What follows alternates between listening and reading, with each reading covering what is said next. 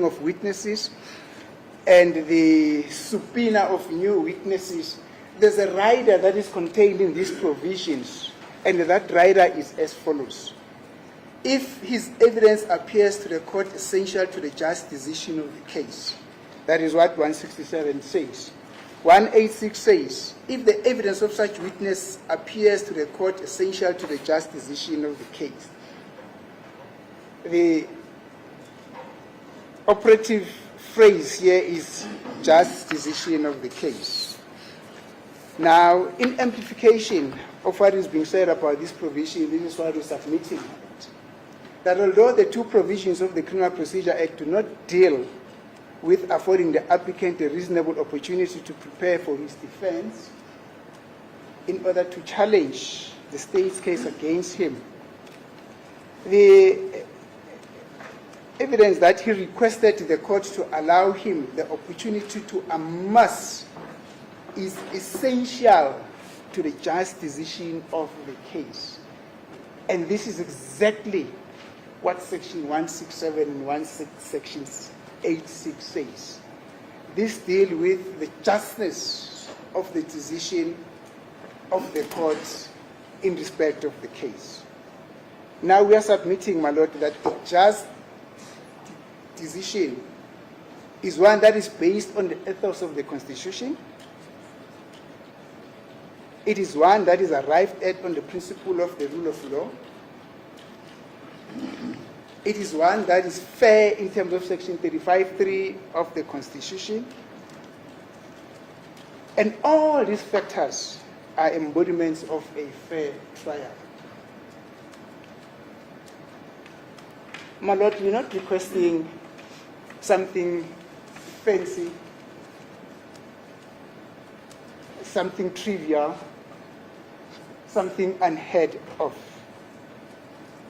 All that we're requesting is that we be afforded an opportunity that we should go and prepare for our defense. We be afforded the opportunity to have adequate facilities to prepare our defense, and then from there we proceed with the cross-examination of Warrant Officer Meyiwa. And I remember when we were growing up, there in the farms, in the Eastern Transvaal, there was this Afrikaner-speaking person who always used to say, "Ek vra nie te veel van die wêreld nie. Net as steekie brood in a bottle give van brandewyn sal maak." That is exactly what this accused person, what Mr. Meyiwa is asking for. He doesn't request much of the world. He does not want the world in his hand. He does not request for gold. He does not request for petals or diamond. All that he is requesting for is that he be afforded the right that the Constitution confers on him as an accused person in terms of Section 35(3), that he be afforded the opportunity and facilities to go and prepare for his defense.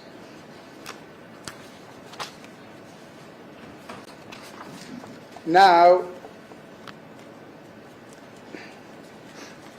we are further submitting, my Lord, that this information, which would have been as a result of his preparedness, would bring some kind of objective evidence to the court. That is not based on speculative hypothesis. The nature of the evidence that he seeks to produce to court during the cross-examination of Warrant Officer Meyiwa carries a significant weight in assisting the court to come to a just decision of the case, as this is called for in Section 167 and in Section 186, the just decision of the court, without which, my Lord, there will be doubt as to whether the decision that the court would have arrived at without affording Mr. Meyiwa this opportunity to go and prepare for his defense would be just. Now, he does not do this in vacuum, my Lord. He definitely does not do this in vacuum. He is drawing a parallel or a comparison or an analogy between what is happening to him now And in the case of accused number 2, that is Mr. Ntanzi, and I'm sorry to even mention his name in this case, but it is only fair that that parallel should be done. Now, the court will remember that there were also allegations of a similar nature that were raised against Mr. Ntanzi, who is accused number 2 in this matter at the very beginning of the trial. And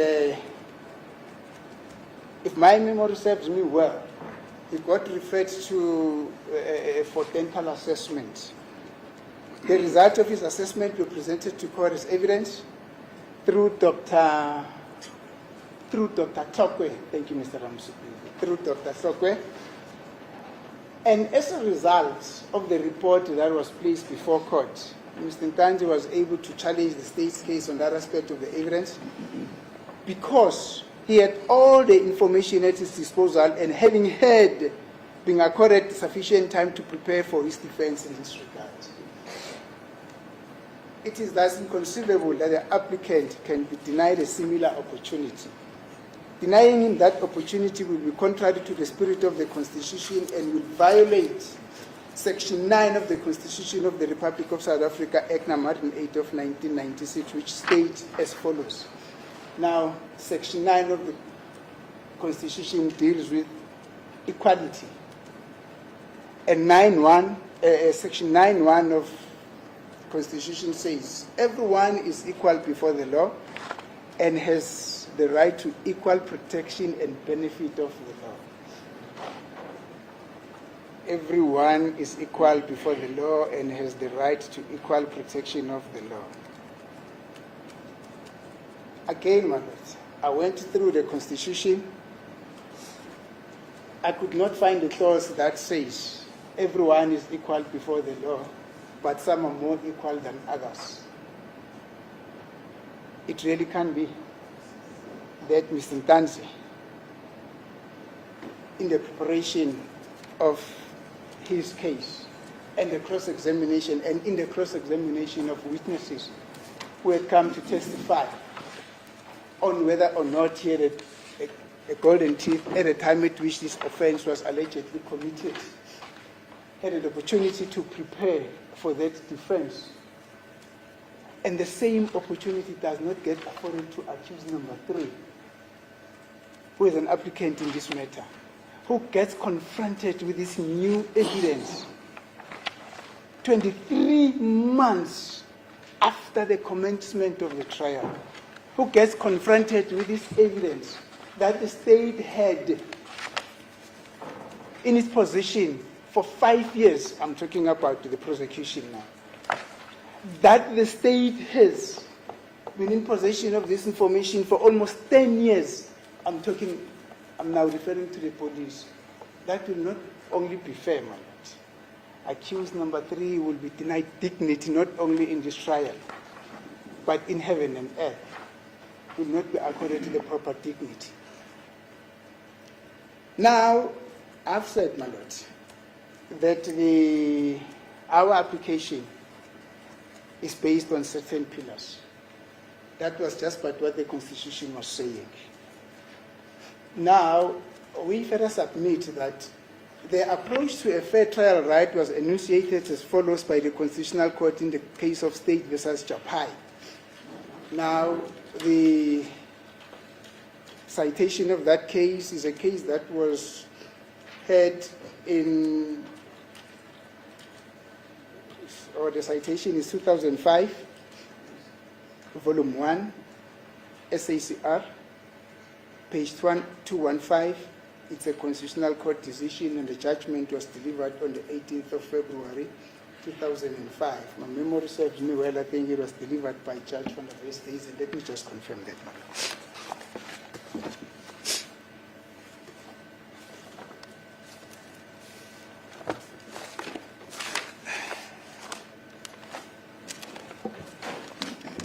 Yeah, I think it was the Honorable Judge van der Westhuizen, as he then was at the Constitutional Court. Now, this is what he he said on paragraph 26 of his judgment. Now he says, Section 35(3) of the Constitution states that every accused person has a right to a fair trial. The basic requirement that trial must be fair is central to any civilized criminal justice system. It is essential in a society which recognizes the right to human dignity and to the freedom and security of the person, and is based on the values such as human rights and freedoms, the rule of law, democracy, and openness. The importance of universality of the right to a fair trial is evident from the fact that it is recognized in key international human rights instruments. I'll come back to the key international human rights instrument. Now, I am wondering, my Lord, whether I need to amplify what what the Honorable Judge van der Westhuizen says in paragraph 26. Because if I were to attempt to do that, I would basically spoil what he eloquently so professed. Let it stand as is. Now, sorry, is it not Ackerman? No. Ackerman, I think, was involved in case versus Tukuta. Yes. Now, at the time when we were also brainstorming this possible application, the court remarked that if needs be, the applicant can also refer to the Canadian laws and all those international instruments, my Lord. Indeed. What Judge van der Westhuizen, what's the reason of van der Westhuizen? I think it's van der Westhuizen, but I'll confirm that, my Lord. Says in his very last paragraph of the extract that I've referred to the court to, says the importance and universality of the right to a fair trial is evident from the fact that it is recognized in key international human rights instrument. And indeed, Article 14 of the International Covenant on Civil and Political Rights states as follows. In the determination of any criminal charge against him, everyone shall be entitled to the following minimum guarantees in full equality. In full equality. Number A, to be informed promptly and in detail in a language which he understands of the nature and cause of the charge against him. Number B, to have adequate time and facilities for the preparation of his defense and to communicate with counsel of his own choice. I think I need to emphasize what number B says. To have adequate time and facilities for the preparation of his defense and to communicate with counsel of his own choice. And number C says, to be tried without delay. Now, being confronted with new evidence 23 months after the trial had begun, exclusively new evidence, that cannot be said that that's been a trial without a delay. Because it is that after 23 months, after the commencement of the trial, that the state then jumps up and says, no, but we've got new evidence against these accused. And this position, my Lord, may I respectfully submit, should be differentiated from a position where the state comes and says, we were not aware, we did not have this information, we only got this information in the course of the trial. Because I know from a prosecution background that when a case is proceeding, the state does not stop to investigate up until the trial is concluded. But this is not a position in this case. The state in this case had this information at their disposal even at the time when the accused were called upon to come and plead. As I've said, The investigating team had this information at their disposal for almost 10 years. And as I've said, the prosecution had been in possession of this information for more than 5 years. Why has it not been made available to the defense at that moment in time? It remains a mystery. But be that as it may, my Lord, it is our submission that the making available of this information at this hour of reckoning simply constitutes a justice delay, which is a justice denied. The state can therefore not come back and say, yeah, no, but if this accused person would be entitled to a further postponement or be afforded the opportunity to go and prepare his defense for this, for come and cross-examine a warrant officer, Mabaso, that is going to delay the state. That will be a sin for the state to do that, Mabaso. That will be unheard of. That will be a gross irregularity of a submission, because this is a bed of roses that has been made by them. I've got no reason not to say that it's a bed that they made themselves and they've got to lie on it. But Article 10 of the Universal Declaration of Human Rights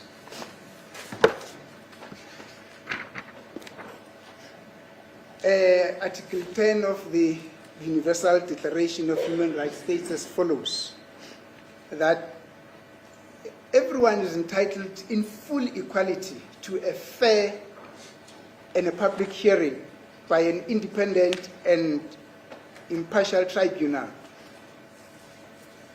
in the determination of his rights and obligations and of any criminal charge against him. Now, the operative word in that Article 10 on the Universal Declaration of Human Rights, it's the word fair, that everyone is entitled to a full equality to a fair and a public hearing. Will it be fair for the accused to be afforded an opportunity and facilities to go and prepare for his defense in order to come and challenge the state's evidence on an evidence that he gets confronted with, which is new, 23 months after the commencement of the trial? Will that be fair? If anybody will say, my Lord, that would not be fair, then I would be allowed to I'm going to request to confront that person and say to him, they really don't understand what the meaning of fairness in legal context is. Because on a number of occasions, this court has been referred to an authority. I just forgot that authority. It's just coming to my mind now. Fairness must not only be fairness at the instance of the accused person, but it must also be fairness at the instance of those that are being affected by the crime, the society. State versus King. That's King, my Lord, yes. Those are the ethos of fairness. Those are the ethos of fairness. Accused, in other words, accused person must appreciate that he is not the only beneficiary of fairness in a trial as it proceeds, but the state as well must also acknowledge, as it represents the 64 million of the South African population, the 64 million people in South Africa that are looking at him. The state must also acknowledge that fairness is not only about that 64 million, it's also about the accused person as well, particularly if his reasons for request of fairness are well grounded, such as a method such as this one. Now,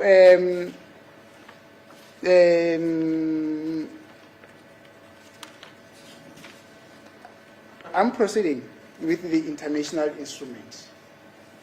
Now, they are referring to this as article in South Africa, we would have referred to this as section, but they choose to use the word article.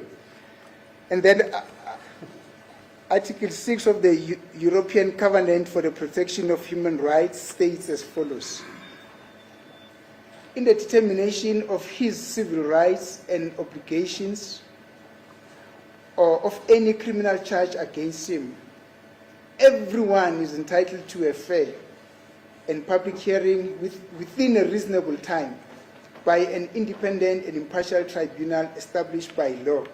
Again, that phrase, fairness at the hearing of a criminal matter, crops up again, my lords. I need not amplify this. It is exactly what is stated here. That has been the European Covenant for the Protection of Human Rights. Now, in our continent, it does not mean that there's no recognition of fairness in a criminal matter. And this is what the African Charter of Human and People's Rights says on Article 7. It's a very long article, but with the permission of the court, let me read it.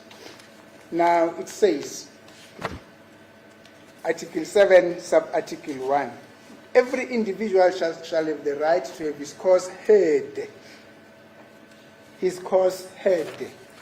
This comprises the right to an appeal to a competent national organs against acts of violating his fundamental rights and recognized and as recognized and guaranteed by conventions, laws, regulations, and customs in force. The right to be presumed innocent until proved guilty by a competent court or tribunal. The right to defense, including the right to be defended by counsel of his choice. The right to be tried within a reasonable time by an impartial court or tribunal. No one, that's now sub-article 2, no one may be condemned for an act or omission which did not constitute a legally punishable offense at the time it was committed. No penalty may be inflicted for an offense for which no provision was made at the time that it was committed. Punishment is personal and can be imposed only on the offender. Now, Article 7, sub-article 1, paragraph C says the right to defense, including the right to be defended by counsel of his own choice. That might sound a little bit irrelevant in this application, my lord. Yes. This article simply says accused person has got the right to defend himself. Now, how does an accused person defend himself when he's not afforded the opportunity to prepare, when he's not afforded the opportunity and facilities to prepare for his defense in attaining what is universally known as a fair right to a trial? That will be virtually impossible. As I've said initially, that if such were to happen, then accused person would have been denied the necessary dignity and respect in the trial in which he is involved, my lord. Now, in State versus Zukuta and others, I think this is a judgment of the Honorable Judge Ackerman. It's a judgment it's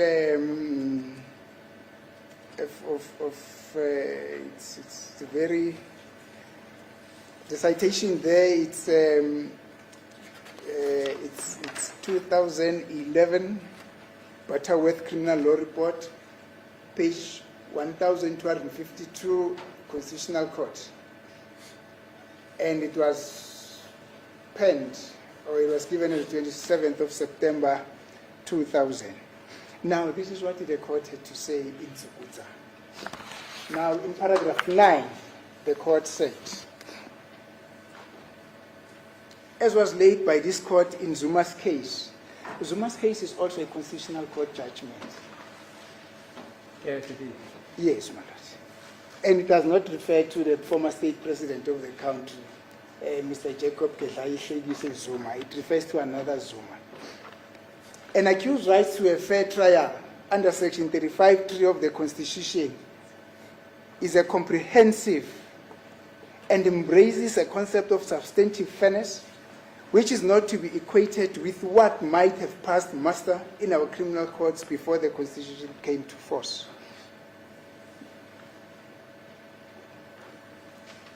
These comprehensive rights are specified in paragraph A to O of subsection 3 of section 35 of the Constitution. The words which include the right preceding this listing indicate that such specification is not exhaustive of what a right to a fair trial comprises. It also does not warrant the conclusion that the right to a fair trial consists merely of a number of discrete sub-rights, some of which have been specified in the subsection and others not. Now, the right to a fair trial is a comprehensive and integrated right, the content of which will be established on a case-by-case basis as our constitutional jurisprudence develops on section 35(3) of the Constitution. Now, at paragraph 11, the court continued to say the following.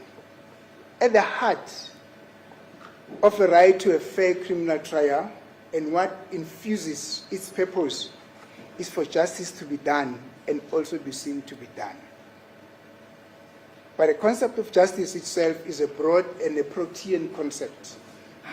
In considering what lies at the heart of a fair trial in the field of criminal justice, one should bear in mind that dignity, freedom, and equality are the fundamental values of our Constitution. An important aim of that right to a fair trial is to ensure sufficiently that innocent people are not wrongly convicted because of the adverse effects which a wrong conviction has on the liberty and dignity and possibly other interests of the accused.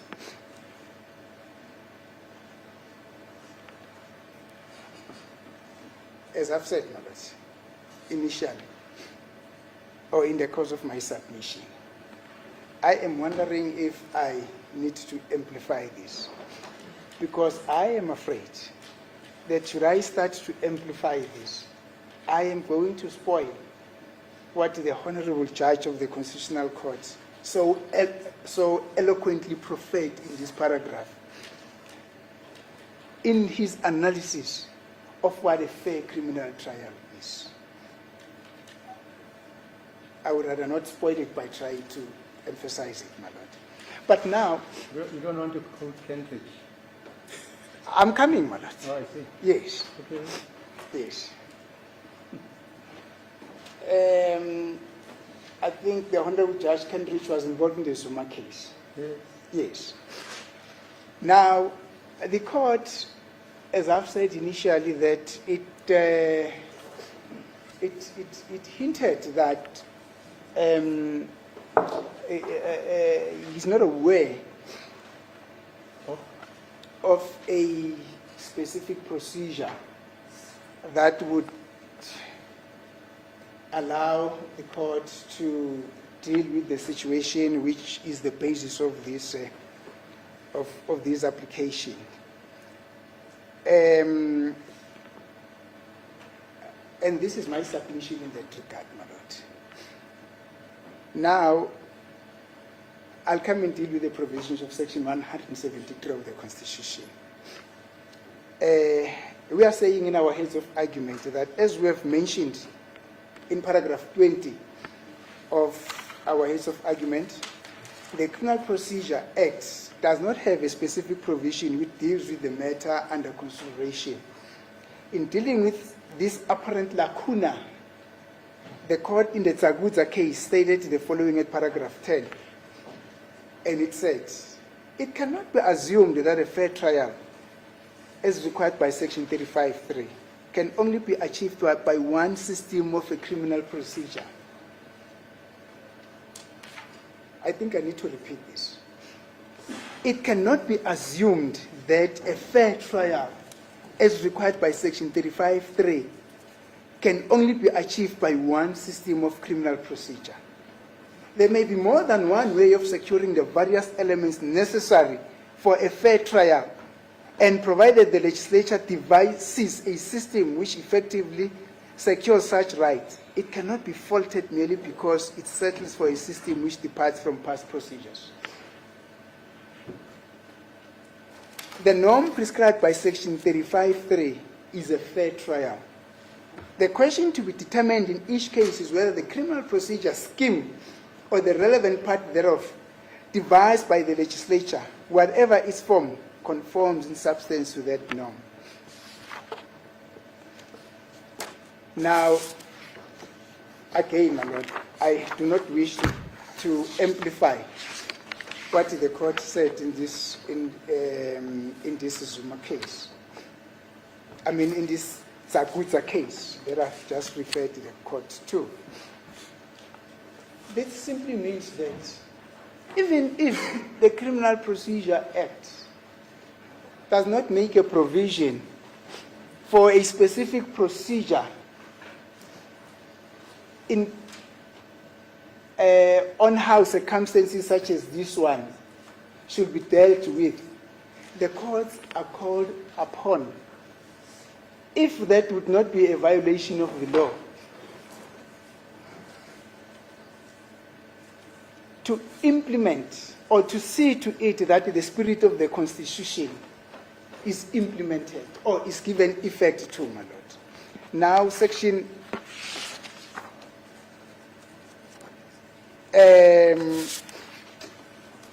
173 of the Constitution states as follows: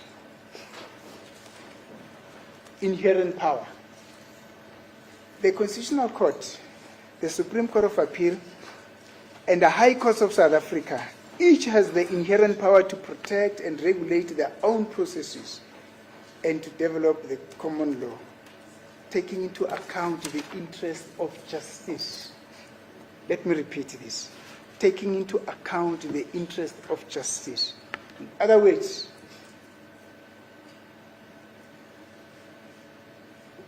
the Constitution was well aware, or the Constitution drafters were well aware, that there may arise circumstances in the course of trials, whether in criminal trials or in civil trials, in arbitration matters, etc., etc., etc., where the effect of the Constitution should be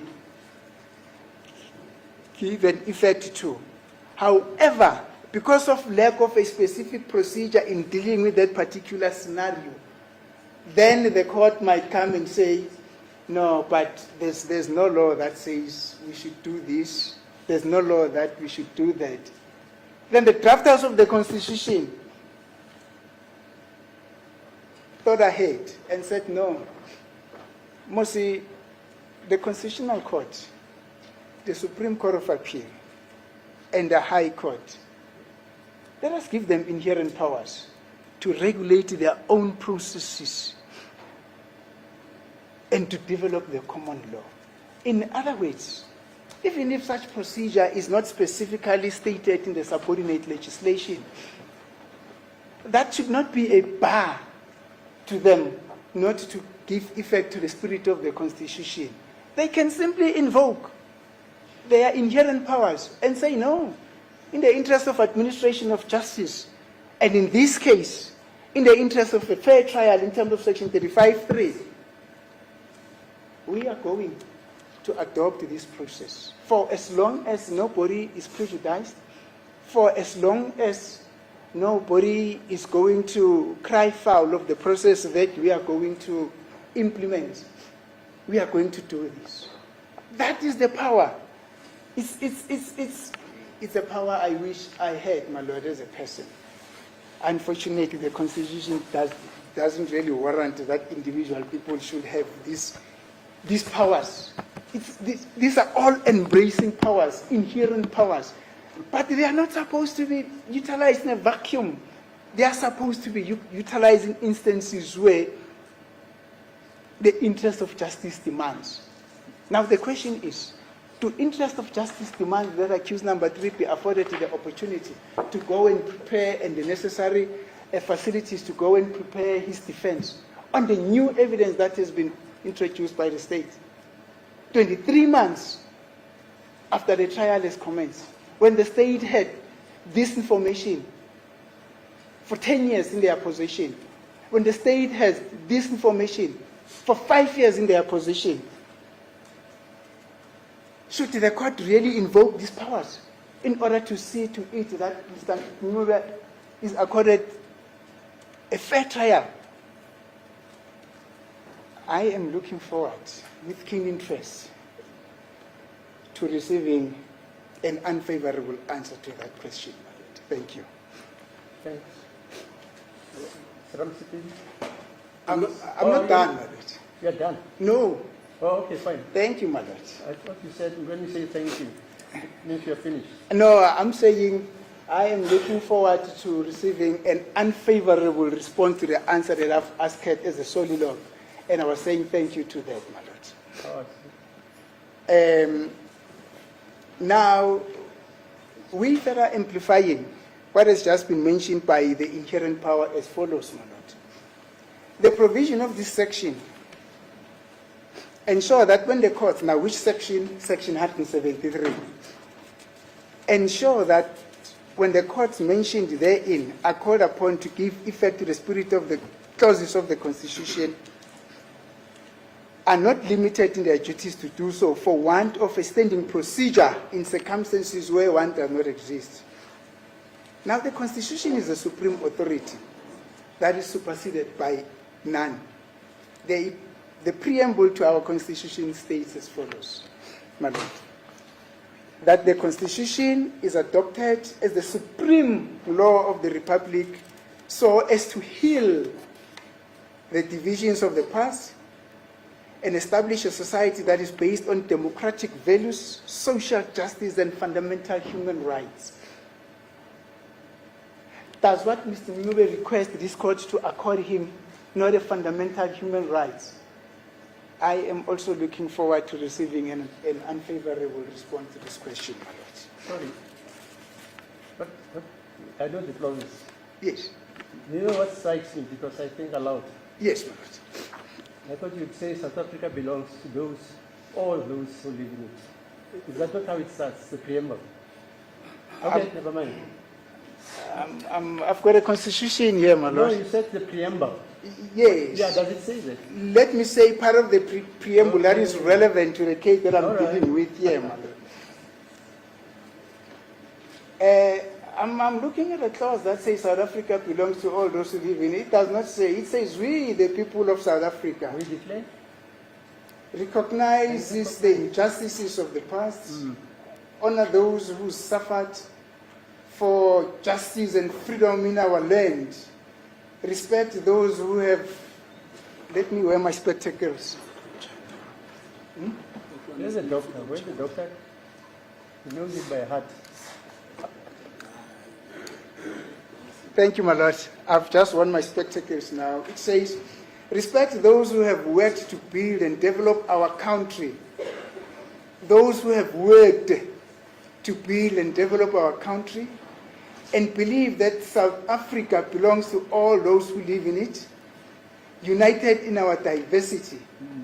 We, therefore, through our freely elected representatives, adopt this Constitution as the supreme law of the Republic of South Africa. The court just asked me whether it says all those who belong to, believe that South Africa belongs to all those who live in it. Yes, it says South Africa belongs to all those who live in it lawfully. Yeah, okay. Yes. Even unlawful.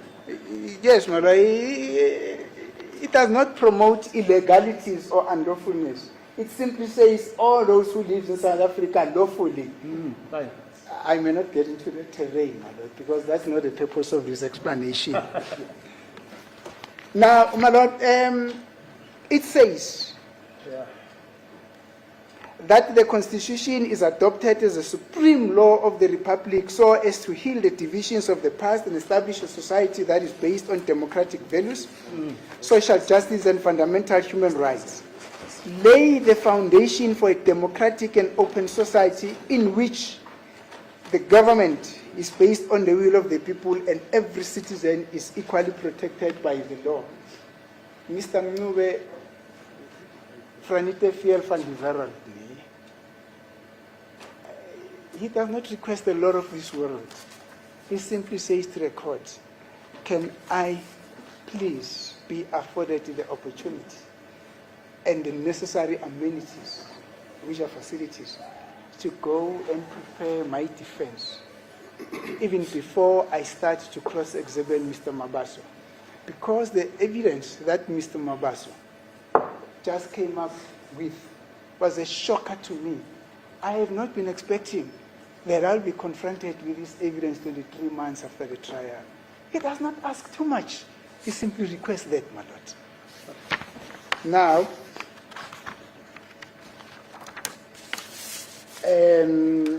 Section 2 of the Constitution states as follows: the supremacy of the Constitution. This Constitution is the supreme law of the land.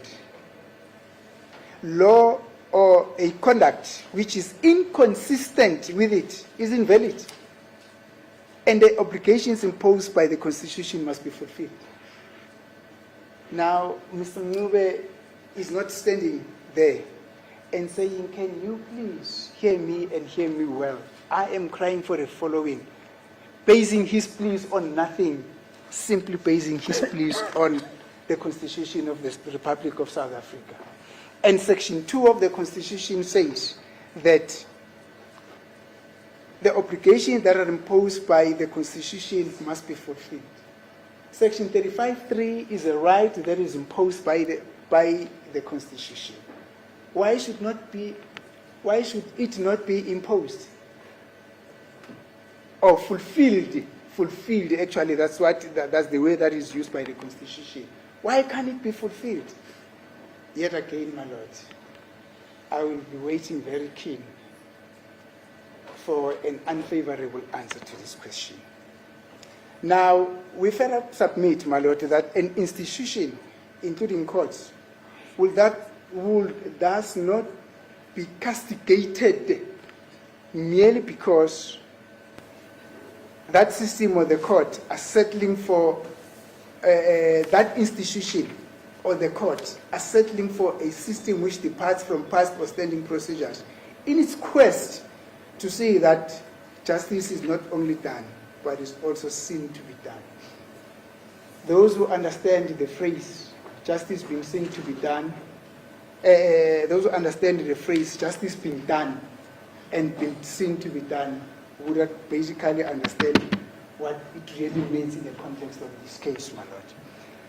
Now, as we conclude, my lords, we are saying that the applicant in this matter does not request for something that is out of the ordinary. He simply implores this court to allow him to utilize his constitutionally guaranteed rights in the conduct of his defense during this trial. There is no harm which will be suffered by anyone in him being allowed to utilize the said rights. However, the opposite is detrimental, as was expounded in the Tsukutsa case, where the court held in paragraph 11 as follows: that an important aim of the right to a fair criminal trial is to ensure adequately that innocent people are not wrongly convicted because of the adverse effects which a wrong conviction has on the liberty and dignity and other interests of the accused. Now,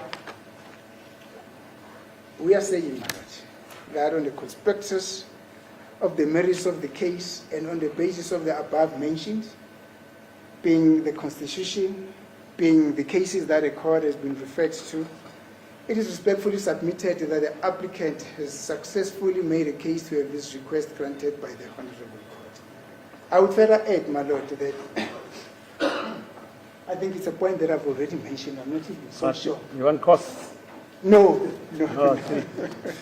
No, my lord. That I'm not so sure whether I've mentioned the fact that I have not even taken proper instruction from Mr. Mube with regard to the cross-examination that I need to have to the accused. But if I've mentioned that, so far so good, my lord. But finally, my lord, if the Constitution was a human being, if the Constitution was a natural person as opposed to a juristic person, This is what the Constitution would have said. An open court. It would have said, dear Honorable Court, please do not be deterred or dissuaded from giving effect to the spirit of the provisions of the Constitution for a want of a specific procedure from the Criminal Procedure Act. The Constitution has empowered you in terms of Section 173 to protect and regulate your own processes if that is in the interest of administration of justice. And then the Constitution will close its case, will close its code. That will be our submission in support of the application by. Okay. Thanks. What's your time there? Thank you. Okay, I'll come back at quarter two.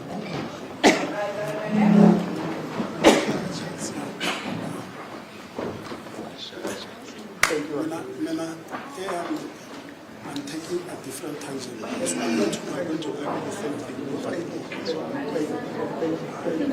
What kind of thing did she just